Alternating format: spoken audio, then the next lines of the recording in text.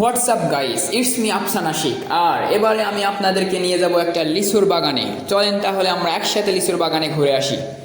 আমি দেখতে দেখতে গ্রামের পথ দিয়ে সুন্দর মেঠো পথ, সুন্দর সুন্দর এবং রাস্তা, পিচ রাস্তা সহ পথ দিয়ে এগিয়ে যাচ্ছিলাম। যেতে যেতে তখনই দেখলাম একটা লিচুর বাগান। আর এই লিচুর বাগানটা এত সুন্দর লিচুর বাগান যে আমি ওইখানে না থেকে আর পারলাম না। কেননা লিচুর বাগান অনেক দেখেছি এর আগে, কিন্তু এই লিচুর বাগানটা এত সুন্দর এবং এত মনোরম এবং রাস্তার সাথে।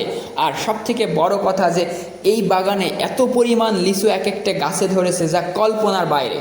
আর এত এত এত এত লিচু দেখার পরেও ওখানে না দাঁড়িয়ে আসলেই সেটা পারা যায় না। এই কারণেই দাঁড়িয়ে পড়লাম এবং আপনাদেরকে দেখাতে পেরেছি, এটাই আমার কাছে অনেক ভালো লাগছে। দেখেন একটা গাছে কি পরিমাণ লিচু ধরে, আর এত পরিমাণ লিচু ধরেছে যে গাছটাই মনে হচ্ছে ভেঙে যাবে। এভাবে বেশ কয়েকটা গাছ মিলে একটা বাগান এখানে আছে, আর প্রত্যেকটা গাছেই প্রচুর পরিমাণ লিচু ধরেছে এবং মনে হচ্ছে গাছটা ভেঙে পড়ে যাবে এমন একটা অবস্থা।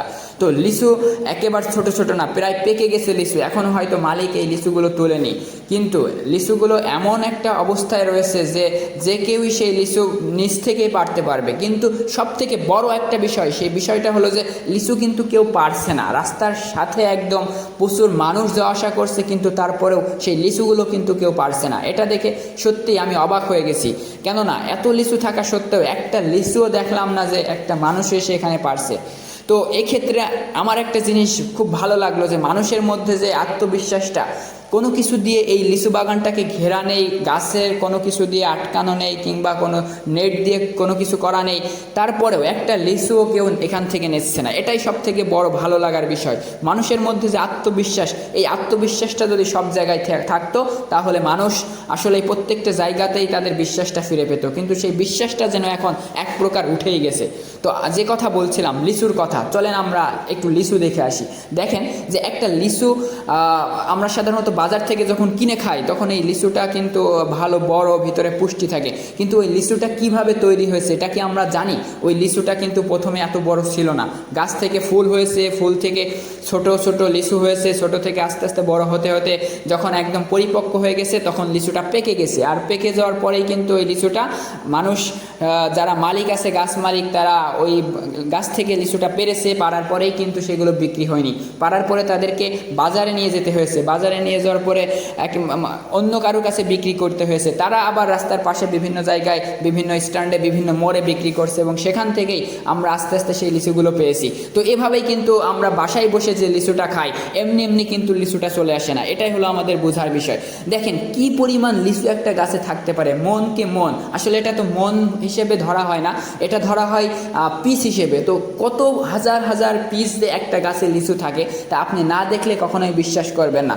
যদি আপনারা কোনো বাগান, লিচুর বাগানে না যেয়ে থাকেন, তো আমি আজকেই সাজেস্ট করব আপনারা অবশ্যই একটা লিচুর বাগানে যে লিচু দেখে আসেন। লিচু দেখলে অন্তত আপনার মনের ভিতরে এমন একটা প্রশান্তি আসবে যে একটা গাছে কি পরিমাণ হাজার হাজার, হাজার হাজার বললে ভুল হবে, লক্ষ লক্ষ লিচু ধরে একটা গাছে। তো এই লিচুর মালিক, এই লিচুর বাগানের যে মালিক, এই গাছের যে মালিক, সে ওই লিচুটা ভাঙার পরে অনেক, যেহেতু হাজার হাজার লিচু ভাঙার পরে ব্যাপারীদেরকে ডেকে তারা বাজারে পাঠিয়ে সারা বাংলাদেশের বিভিন্ন জায়গায় তারা ছড়িয়ে দিচ্ছে। এভাবেই কিন্তু আমাদের কাছে লিচু আসে, আমরা বাড়িতে বসে লিচুগুলো খাই। কিন্তু এই যে সুন্দর সুন্দর লিচু, তবে দুই একটা গাছে দেখলাম একটু এখনও মোটামুটি পরিপক্ক হয়নি, আরও বড় হবে লিচু। এই যে একটা লিচু দেখতে পাচ্ছেন কত সুন্দর, কিছুটা লাল হয়েছে, আবার কিছুটা কাঁচা আছে, সব মিলে একটা লিচু এত সুন্দর দেখা যাচ্ছে। এটা তো আপনারা ক্যামেরার মধ্যে দেখছেন বলে আপনাদের কাছে কেমন লাগছে জানি না, তবে বাস্তবে আমার মনে হয় এর থেকেও অনেক বেশি সুন্দর।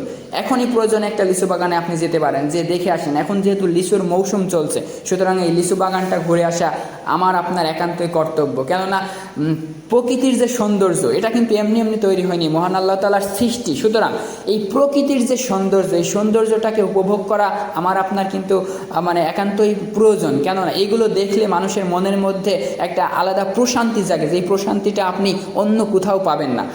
তো লিচু বাগান এদিক ওদিক ঘুরছিলাম, বিভিন্ন কয়েকটা গাছ, বেশ কয়েকটা গাছে দেখলাম। তো দেখার পরে একটা জিনিস খেয়াল করলাম যে প্রত্যেকটা গাছে একই রকম এত পরিমাণ লিচু এসেছে যে কল্পনার বাইরে, এবং লিচুগুলো খুব সুন্দর এবং সুস্বাদু। যদিও আমি খেয়ে দেখিনি, ওখানে মালিক ছিল না, মালিক না থাকার কারণে আমি একটা লিচু পারিনি। যেহেতু পাশ দিয়ে প্রচুর মানুষ যাচ্ছিল, কিন্তু কোনো লিচু পারছিল না, মানে সবাই খুব মানে ভালো। এই কারণে আমি ওখানে ভালো থাকারই চেষ্টা করলাম। একটা লিচুও কিন্তু আমি পারিনি, একটা লিচুও খাইনি। আমি জাস্ট লিচুগুলো দেখেই এত সুন্দর করে উপভোগ করলাম, যেটা